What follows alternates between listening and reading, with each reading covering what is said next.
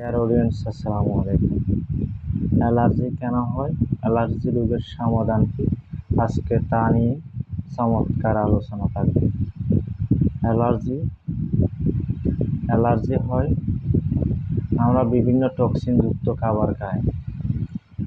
খাবার খাওয়ার ফলে আমাদের বডিতে প্রচুর পরিমাণ টক্সিন আস্তে আস্তে আস্তে আস্তে জমাট বাঁধে। আস্তে আস্তে জমাট বাঁধার ফলে টক্সিন বিভিন্ন রোগ সৃষ্টি করে।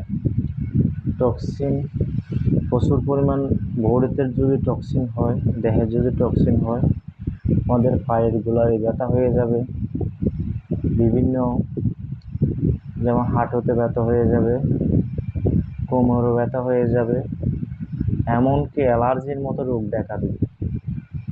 অ্যালার্জি ব্লাডে দেখা দিবে, আর স্কিন বা ত্বকেও দেখা দিতে পারে।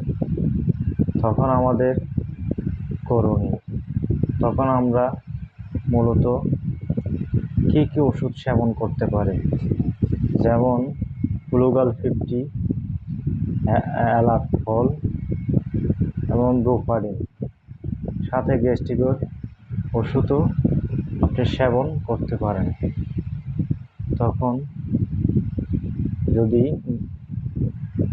10 থেকে 15 দিন এই ওষুধগুলা যদি সেবন করেন, অবশ্যই অ্যালার্জির মতো রোগ থেকে ইনশাল্লাহ মুক্তি পাবেন।